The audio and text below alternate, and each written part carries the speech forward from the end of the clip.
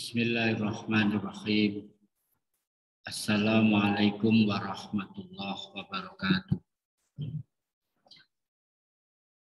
Alhamdulillah summa alhamdulillah alladzi allafa baina qulubikum fa asbahtum bi ni'matihi ikhwana. Asyhadu an la ilaha illallah wahdahu la syarikalah wa asyhadu anna Muhammadan abduhu wa rasuluh. Allahumma salli ala Muhammad wa ala alihi wa sahbihi wa sallim ajma'in, amma ba'du. Subhanaka la ilma lana illa ma 'allamtana innaka antal alimul hakim. Allahumma inna nas'alukal huda wat tuqa wal afafa wal ghina. Allahumma inna nas'aluka ilman nafi'a wa rizqan thayyiba wa amalan mutaqabbala.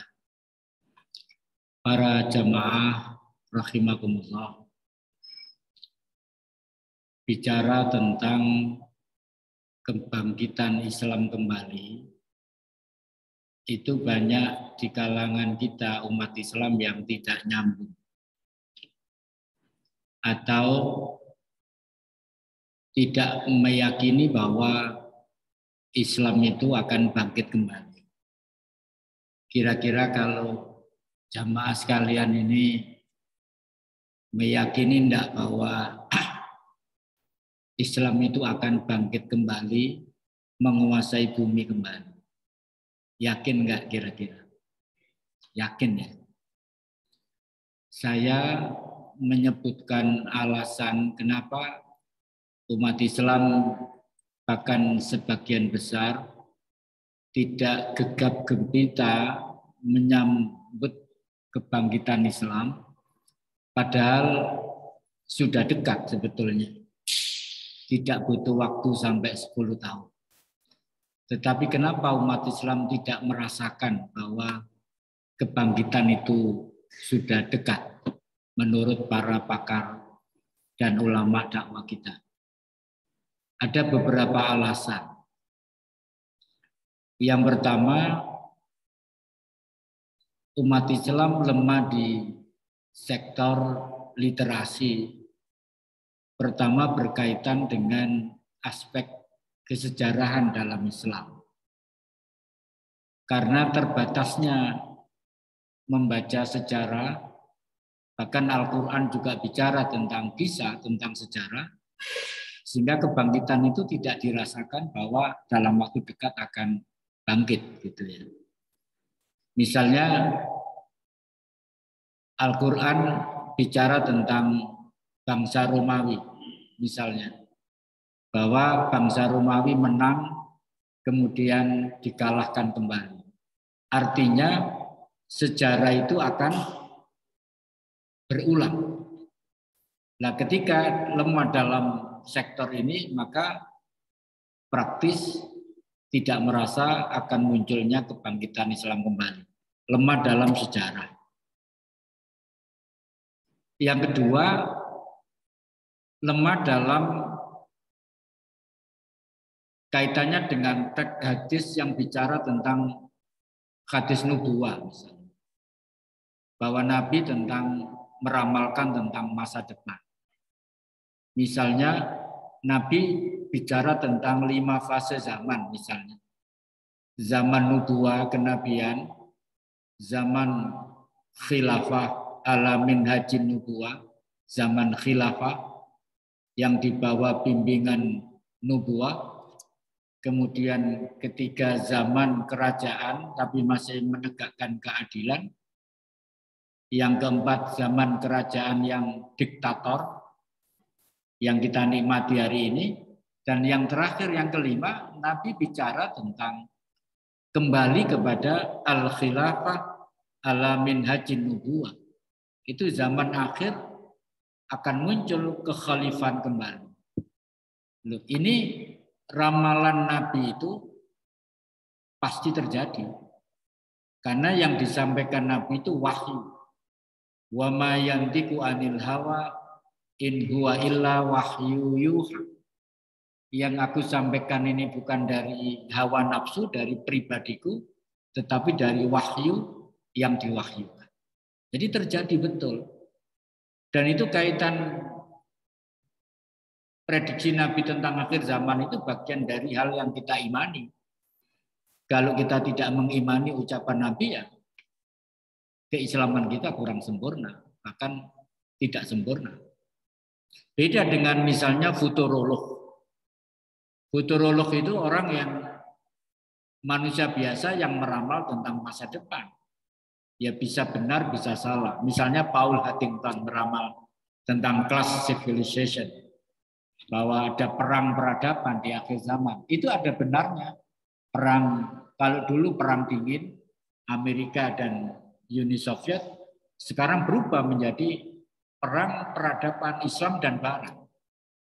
Itu bisa diterima, tapi bisa benar, bisa salah. Tidak ada jaminan bahwa itu benar, karena yang bicara futurolog, orang yang dengan kapasitas tertentu, keilmuan tertentu, bisa meramalkan kejadian masa depan, termasuk abad ini adalah abad IT.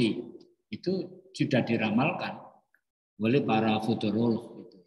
Baik, itu yang kedua para jamaah sekalian. Lemah dalam teks riwayat-riwayat tentang nubuah, ramalan Nabi tentang masa depan, sehingga tidak terasa kebangkitan akan datang. Yang ketiga, mungkin ini yang saya agak sulit memberikan istilah. Kenapa umat Islam tidak merasa mau bangkit? Itu karena umat Islam sebagiannya itu, tidak seluruhnya, itu pada level penonton, bukan pemain. Saya agak sulit menjelaskan ini. Coba kita bedakan apa bedanya penonton dan pemain. Kalau pemain itu jumlahnya sedikit, kalau penonton jumlahnya banyak. Misalnya Bapak, para jamaah nonton bola misalnya. Itu pemainnya itu kan 11 kali 2. 22 orang. Tapi penontonnya kan satu stadion. Kalau pemain itu fokus pada gol, pada kemenangan. Enggak ada pemain kita santai saja, kalah enggak apa-apa. Yang penting rukun. Enggak, itu bukan pemain. Pemain berorientasi pada gol, pada kemenangan. Pemain fokus pada kerja teamwork, network, kerjasama. Nggak bisa main sendiri. Nggak ada pemain, ya kecuali main badminton ya. Saya bicara bola. Itu berorientasi pada kerjasama tim. Tim yang solid. Mereka saling menyadari kapasitasnya. Siapa yang layak di gelanggang kanan, kiri, back, kiper, depan, penyerang. Itu mereka tahu posisinya masing-masing dan konsentrasi di tempat itu. Tidak di tempat yang lain. Itu pemain. Pemain itu berisiko. Bisa diinjak, bisa ditendang, bisa dicekel, bisa disikut, bisa patah tulang. Bisa cedera, itu pemain. Tapi kalau penonton tidak, dia bicara kadang seenaknya. Ada bahasa yang lain, seenak yang jelek. Di hadapan pemain, di hadapan penonton, Ronaldo itu bisa salah. Bahkan bisa bodoh. Bodoh itu mestinya kiri tadi. Ronaldo bisa bodoh di hadapan penonton, bisa salah. Nah, pemain itu akan merasakan kapan dia menang. Itu merasa pemain. Ini kayaknya kuat kita. Karena dia bermain. Dan pemain itu juga merasakan kayaknya kita nggak bisa melawan ini. Tapi penonton tidak mampu merasakan dia kapan menang, kapan kalah. Dia yang penting asyik di atas menikmati orang yang berkeringat di bawah. Oleh karena itu, karena sebagian besar barangkali umat Islam pada tataran penonton, sehingga tidak merasakan bahwa akan ada kebangkitan. Mungkin yang bermain di medan dakwah, di medan jihad, di medan politik yang memperjuangkan perjuangan Islam, mereka lebih merasakan bahwa akan ada kebangkitan. Dan itu sudah dekat. Nah, para jamaah sekalian rahimakumullah, mudah-mudahan kita ini semuanya pemain, bukan penonton ya. Sehingga merasakan bahwa pahit getirnya perjuangan ini kita rasakan, sehingga kita nanti menikmati ketika Islam itu bangkit, karena kita memang yang bermain untuk kebangkitan itu. Kemudian kebangkitan itu para jamaah sekalian muncul tidak ujuk-ujuk, ada yang memanggil. Azan itu memanggil orang sholat. Tapi untuk bangkit juga ada tokoh yang memanggil. Tokoh yang paling utama dalam sejarah peradaban adalah ya Rasulullah Shallallahu Alaihi Wasallam yang memanggil pertama masyarakat untuk bangkit. Coba kalau kita teliti Al-Quran berdasarkan sejarah turunnya.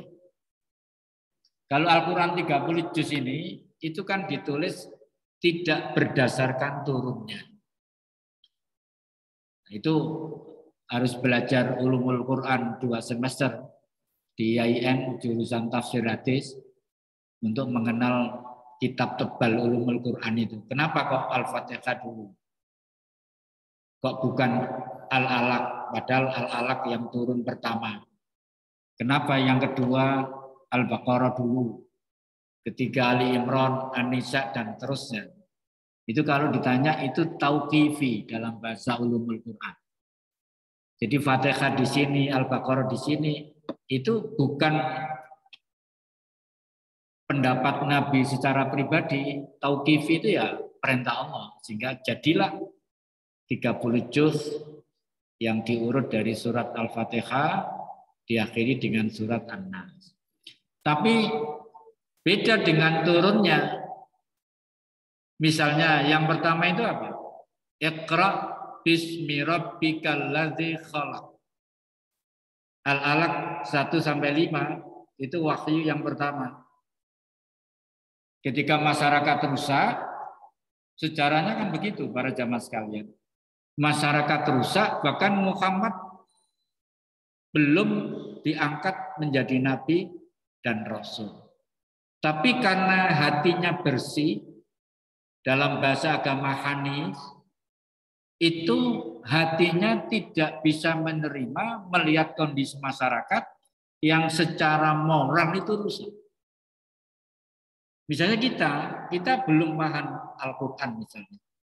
Kita kan bisa melihat bahwa memukul orang tanpa sebab itu moralitas yang rendah, rusak. Jadi tidak perlu dalil dulu. Dan Nabi melihat masyarakat yang hukum riba, yang kaya makan yang miskin, ada perbudakan yang luar biasa, wanita dieksploitasi sedemikian rupa, yang disebut zaman jahiliyah. Muhammad ini lalu nggak tahan Pak melihat kondisi publik seperti itu. Lalu dia kontemplasi dalam bahasa kita. Nabi pergi ke gua Hira menyendiri. Kontemplasi. Melihat masyarakat yang rusak itu. Kemudian dalam kesendirian itu Nabi ini tafakkur. Kok bisa ya masyarakat sedemikian rusak? Bahkan dia bisa kadang 3 hari nggak pulang, kadang 5 hari nggak pulang. Khadijah memberikan bekal selama menginap itu, dan itu dilakukan berulang-ulang, tidak sekali. Pada saatnya ada malaikat dalam bentuk aslinya, namanya malaikat Jibril, kan begitu kisahnya. Itu tidak berbentuk manusia tapi berbentuk asli, sehingga Nabi ketakutan ketika Nabi diajari Iqra ya Muhammad ma ana biqari, saya tidak bisa membaca. Kemudian dipegang Nabi ini sampai beberapa kali, kemudian Nabi bisa mengucapkan Iqra bismi rabbikal ladzi khalaq, dan seterusnya. Tapi kalimat ini secara filosofis Nabi Muhammad diajari tentang mengenal Tuhan, mengenal Allah. Mengenal Tuhan Allah, Iqra bismi rabbika, bacalah dengan nama Tuhanmu yang menciptakan. Jadi pertama Nabi kenal siapa pencipta, yaitu Allah melalui malaikat Jibril. Kemudian Nabi tahu alam semesta ini adalah ciptaan Allah. Maka Nabi sudah punya modal tauhid di awal itu, juga punya modal knowledge, mengetahui bahwa alam semesta ini adalah ciptaan Allah. Yang kedua, turun surat Al-Muzammil. Ya ayyuhal muzammil, qumil laila illa qalila. Hai orang yang berselimut. Muzammil itu berselimut, berkemul. Qumil laila, bangunlah malam. Illa qalila, kecuali sedikit, artinya sholat tahajud. Ini saya akan bicara kenapa bangkit. Nabi dimodali pertama tauhid, knowledge, kemudian dimodali aspek spiritual, bangun malam. Jadi bangun malam itu syarat kebangkitan dari dulu sampai hari kiamat. Siapa yang bangun malam, maka dia meningkat kapasitasnya. Siapapun. Maka Nabi pertama adalah bangun malam. Untuk tugas besar. Para jamaah sekalian, kalau membaca kisah tentang perang Mu'tah, itu hebatnya sholat malam. Perang Mu'tah itu Nabi tidak ikut. Tapi Nabi melepas pasukan itu. Bahkan 3 panglima perang gugur. Nabi melepas. Panglima perangnya Zaid bin Harisah. Dituding. Siap. Begitu mungkin bayangan saya dulu. Kalau dia gugur, diganti Ja'far bin Abi Thalib. Siap. Kalau dia gugur, diganti Abdullah bin Rawaha. Siap. Ternyata Pak, 3 panglima perang ini gugur mati syahid. Kenapa? Pasukannya tidak seimbang. 200.000 pasukan Romawi, pasukannya Heraklius, kemudian 3.000 pasukan Islam. Di otak-atik bagaimanapun secara akal nggak bisa menang. Tapi menang, Pak. Begitu Abdullah bin Rawaha gugur, Nabi berpesan, kalau sampai gugur, maka umat Islam yang memilih panglima baru di medan tempur. Itu mengerikan itu, Pak. Begitu Abdullah bin Rawaha jatuh, syahid, bendera ini terbang, Pak. Lepas. Maka sebelum sampai jatuh ke tanah, kalau jatuh ke tanah itu kalah, Pak. Maka ada sahabat yang tidak lama masuk Islam, yang pengetahuan agamanya masih terbatas. Banyak riwayat menyebut dia hanya hafal 1 surat saja. Suratul Fatihah. Namanya Khalid bin Walid. Kemudian Khalid bin Walid menangkap bendera la ilaha illallah itu sebelum jatuh ke tanah. Set. Ya kan, setting tak tambah ini. Biar keterangannya rada enak begitu. Kemudian seluruh pasukan menuding kepada Khalid bin Walid untuk menjadi panglima perang yang keempat. Dan ini kata kunci kemenangan di bawah bendera ketika dipegang Khalid bin Walid. 2-3 ribu melawan 200.000, Pak. Gimana ngotak adiknya akal bisa menang. Maka pemimpin itu butuh strategi, butuh ide segar. Khalid bin Walid ada ide segar, strategi yang luar biasa. Apa yang dilakukan? Formasi pasukan itu dirubah. Yang kanan pindah kiri, yang kiri pindah kanan. Yang depan pindah belakang, yang belakang pindah depan. Persepsi musuh, ada pasukan baru yang datang. Ada wajah-wajah baru. Kemudian yang menarik, yang belum pernah dilakukan oleh panglima perang manapun, Khalid bin Walid ini meminta ada beberapa kuda yang diikat, kemudian ikatannya diikat dengan pelepah-pelepah kurma. Kemudian disuruh lari cepat, kanan kiri, sehingga debu mengepul ke langit. Musuh tidak bisa melihat pasukan Islam. Pada saat itulah umat Islam menyerang dan 200.000 orang itu hampir habis. 3.000 orang hampir menghabisi 200.000 orang dalam perang Mu'tah. Maka sisa-sisa orang Romawi yang masih hidup itu dipanggil oleh Heraklius. Kecewa Heraklius. Dia bertanya, berapa pasukanmu dan berapa pasukan mereka? Pasukan kami berlipat-lipat jumlahnya dibanding dengan pasukan mereka. Tambah marah itu. Tapi kenapa bisa kalah? Ini panjang ceritanya, tapi saya potong. Kenapa kalian bisa kalah? Jawaban ini Pak yang penting jadi pelajaran kita malam ini. Kenapa kalian bisa kalah? Kenapa Islam menang? Kira-kira begitu.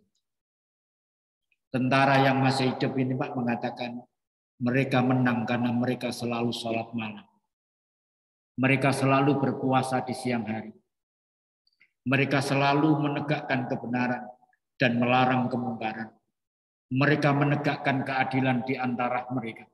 Sementara kami minum minuman keras. Sementara kami berzina. Sementara kami mencuri. Sementara kami tidak bisa menegakkan keadilan di antara kami. Heraklius mengatakan, Anda berkata benar kepadaku. Artinya Heraklius mengakui bahwa kemenangan 3.000 orang melawan 200.000 itu ada modal spiritual. Salat malam, puasa di siang hari, amar ma'ruf nahi mungkar, menegakkan keadilan. Itu yang ada di pasukan umat Islam. Anda berkata benar kepadaku. Makanya kenapa Nabi pada wahyu yang kedua bicara tentang qumil laila illa qalila. Salat malam. Ini bukan pelajaran kebangkitan saja, bukan pelajaran perang saja para jamaah sekalian. Kalau kita ingin meningkatkan kapasitas kita, kapasitas keluarga kita, kapasitas anak-anak kita, maka orientasinya ke sini. Bangun malam. Itu kata kunci yang tidak bisa dibantahkan bahwa bangun malam itu rahasia kehebatan, rahasia kemenangan, rahasia kesuksesan. Makanya kalau anak-anak muda itu ingin hebat itu di sini jalannya. Nah itu kisah tentang perang Mu'tah yang begitu hebat itu. Nah Nabi sebelum menegakkan, membangun kebangkitan sholat malam dulu. Ya ayyuhal muzammil qumil laila illa qalil. Kemudian baru wahyu yang ketiga, surat Al-Muddatsir. Ya ayyuhal muddatsir, sama maknanya. Hai orang yang berselimut, kum fa'anzir. Ini Pak. Kum, bangkitlah. Maksudnya Muhammad, bangkitlah. Kum, dilamar itu. Kum, bangkitlah. Fa'anzir, berilah peringatan.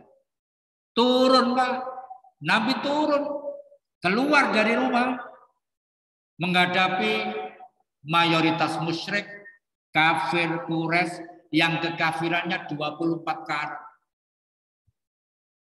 Nabi harus berhadapan dengan itu yang disokong oleh beberapa sahabat utama dan itu anak-anak muda. Saya pernah bercerita di sini. Kum fa'anzir. Kenapa Nabi berani? Karena Nabi sudah punya modal iman, tauhid. Nabi punya modal spiritual. Nabi sudah punya modal knowledge ilmu, termasuk tentang alam, tentang kondisi masyarakat. Maka Nabi memberikan peringatan di tengah-tengah kondisi yang sangat tidak kondusif untuk menyampaikan kebenaran saat itu. Inilah kemudian dalam sirah itu Nabi punya strategi, ada dakwah sirriyah, ada dakwah jahriyah. Siapa yang dihubungi pertama? Pertama siapa yang dihubungi? Yang masuk Islam dulu? Istrinya. Nah, kita juga begitu. Istrinya. Kemudian keponakannya, Sayyidina Ali. Kemudian baru mengundang keluarganya, seluruh kerabatnya diundang makan. Makanya jangan alergi dengan makan. Nabi dakwah pertama itu dengan makan. Diundang Abu Jahal, Abu Lahab, seluruh tokoh Quraisy diundang. Diundang makan. Sudah kenyang semua, baru Nabi bicara. Makanya pengajian ya perlu kadang-kadang untuk makan ya perlu. Makan kok di masjid, memangnya ada larangan. Masjid kok dipakai makan, memangnya ada dalil yang melarang.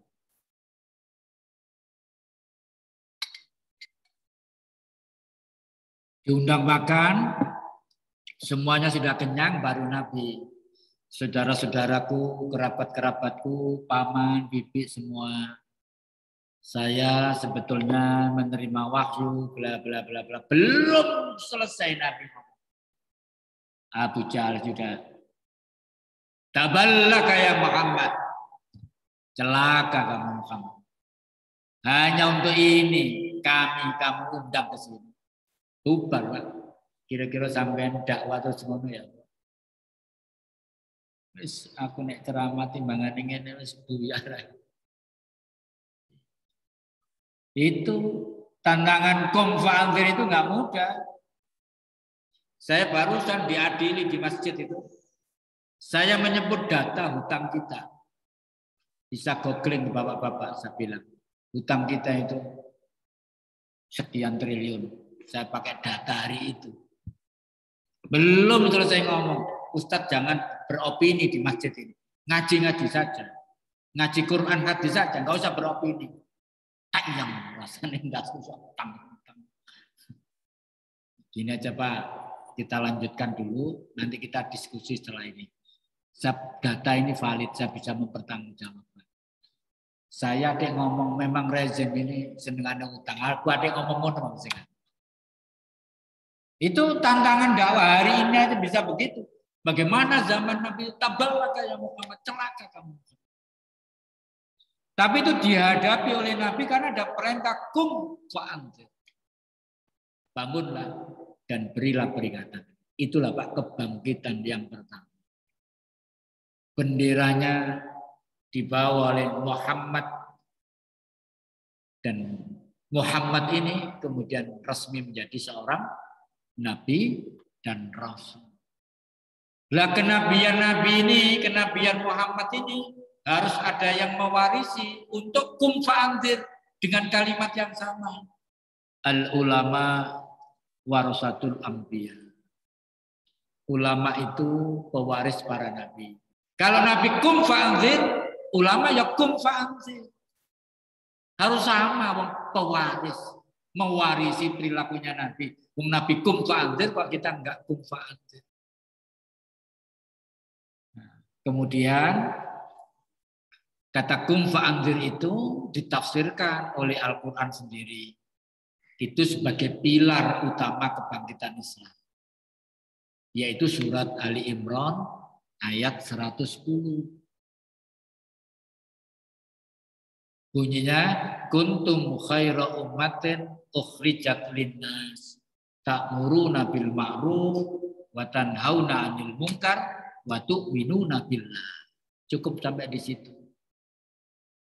Kuntum khaira ummatin itu ada makna tersembunyi sebenarnya maknanya itu kuntum kalian umat Islam itu adalah umat yang terbaik. Jika mempunyai 3 indikator di belakangnya ini. Bukan main loh Pak, predikat khaira ummah itu, umat yang terbaik. Bagaimana terbaik itu gimana persepsi kita? Ada anak terbaik di kelasnya. Ada mahasiswa terbaik di jurusannya. Ada pegawai terbaik di kantornya. Gimana itu terbaik? Bayangan kita. Ini Allah yang menyebut dengan lisannya Allah. Kemudian ditulis dalam Al-Quran, kuntum kamu umat Islam, itu umat yang terbaik. Bayangkan indahnya kalimat itu. Kita disebut umat yang terbaik. Jika bla bla bla, ukhrijat linnas, yang dikeluarkan untuk manusia, umat terbaik itu syaratnya 3. Pertama, ta'muruna bil ma'ruf. Ini Pak, mengajak kepada yang ma'ruf, dakwah. Saya ini sedang apa kira-kira? Sedang ta'muruna bil ma'ruf. Mengajak kepada yang bagus, yang baik, dakwah, amar ma'ruf. Ini masih ringan Pak ini. Paling ya dituding rumah jangan beropini begitu aja. Jarang orang yang ceramah kemudian langsung disembelih di depan, jarang. Selama kita amar ma'ruf dengan kode etik yang umum, tidak menyinggung perasaan orang secara personal, yang disampaikan kebenaran Al-Quran dan As-Sunnah, insya Allah aman. Jadi amar ma'ruf. Lah amar ma'ruf itu Pak, kalau didefinisikan itu bisa disebut dengan membangun institusi dakwah. Ya seperti ini, amar ma'ruf pengajian rutin, mingguan, bulanan, 2 bulanan, dan seterusnya. Harus dilakukan sesuai dengan kapasitasnya masing-masing. Misalnya saya di rumah itu kalau Selasa, itu godaan besar kalau Selasa. Saya sudah beretikat tidak menerima undangan apapun. Karena Selasa saya abdikan untuk orang kampung. Habis maghrib ibu-ibu, habis isya bapak-bapak di ruang tamu. Tantangan Pak, di ruang tamu gak cukup, tambah banyak. Ini tantangan juga, akhirnya saya dibangunkan orang Pak. Rencana untuk majelis taklim, untuk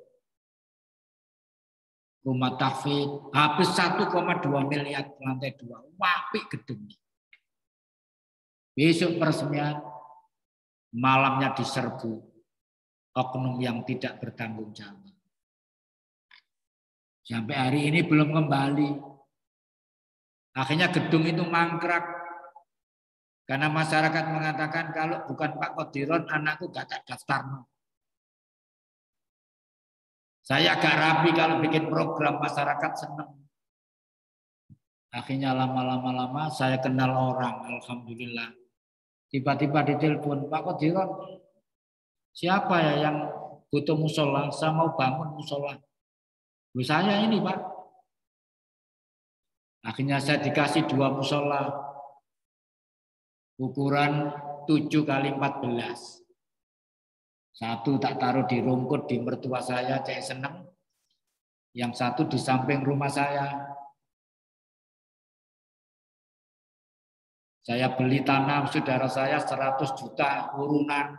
Sekarang dibangun sudah 70%.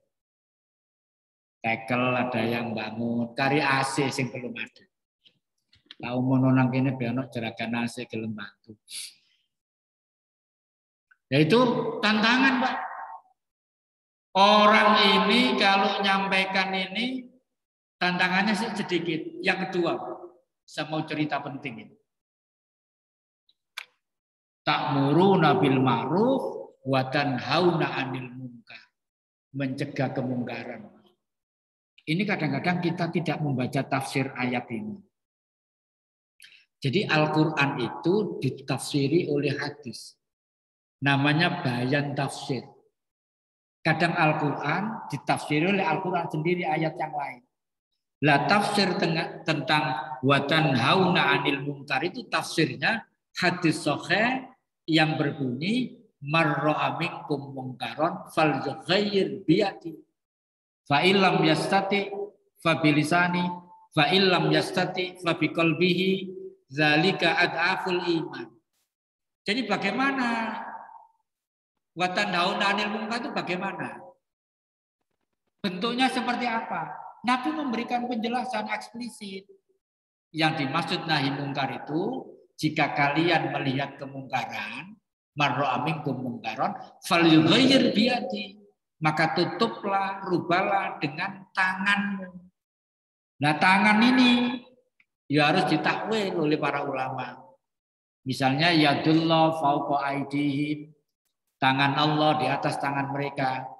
Ditakwil kekuasaan Allah di atas kekuasaan mereka. Lah kata fal yughayyir biyati, menutup kemungkarannya dengan kekuasaan. Ini dalil aspek Quran hadis nemu, dalil aspek sejarah juga nemu bahwa menutup kemungkaran itu yang paling efektif adalah dengan kekuasaan. Makanya Nabi membangun kekuasaan di Madinah. Ini harus diketahui. Lah kalau tidak mampu, gagal membangun kekuasaan, wa illam yastati fa bilisani. Maka dengan lisan seperti saya ini, tapi ini tidak efektif. Saya bisa menegakkan besok kita puasa anak-anak. Yaumul Bid. Kalau nggak ada halangan semua puasa. Anak-anak pada puasa. Kenapa? Ar-rijalu qawwamuna 'alan nisa. Suami ini pemimpin bagi istri dan anak-anak. Betapa saya punya kekuasaan yang hampir mutlak untuk menentukan abang birunya keluarga saya. Karena saya pemimpinnya.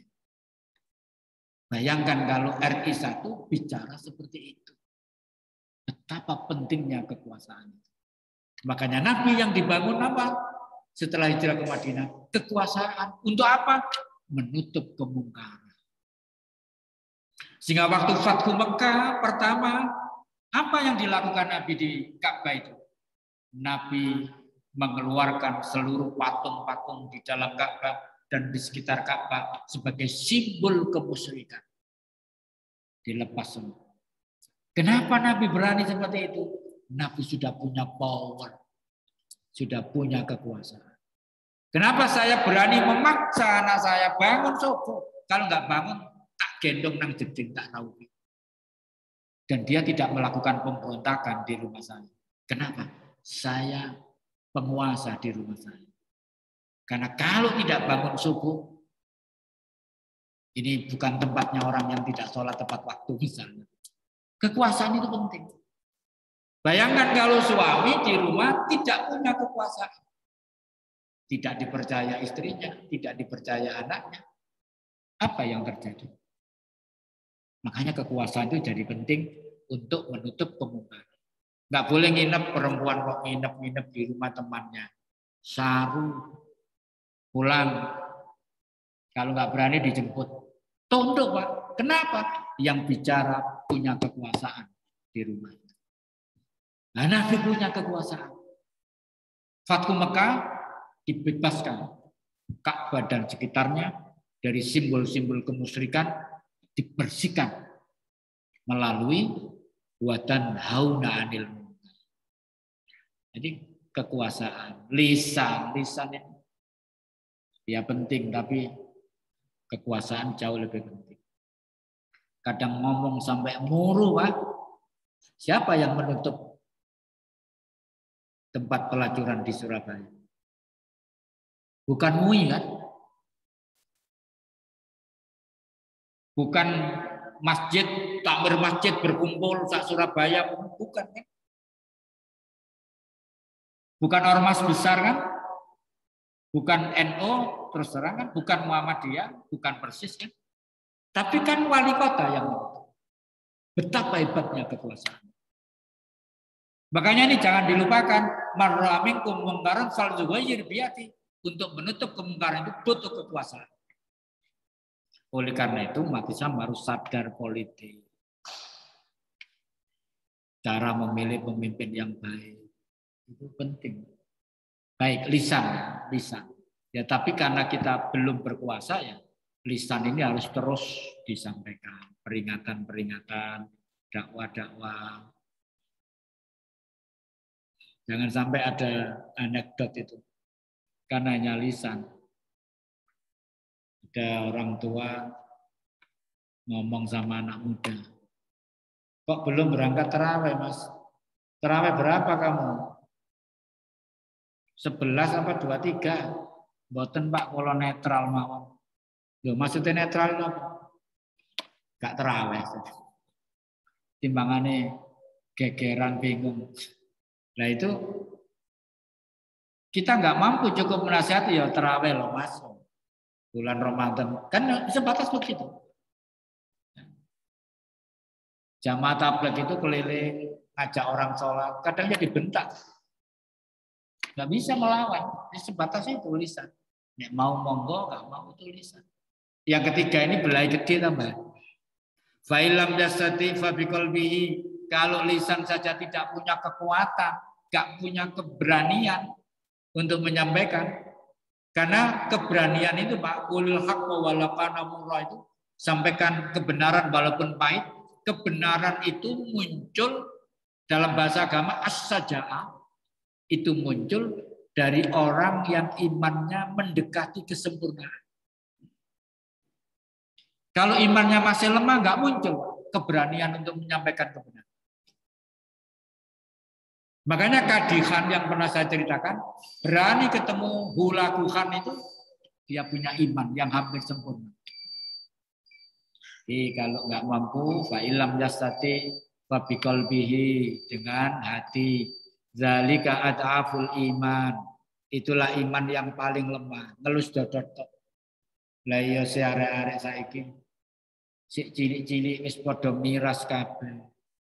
Anake wong-wong Islam yo akeh sing kena narkoba.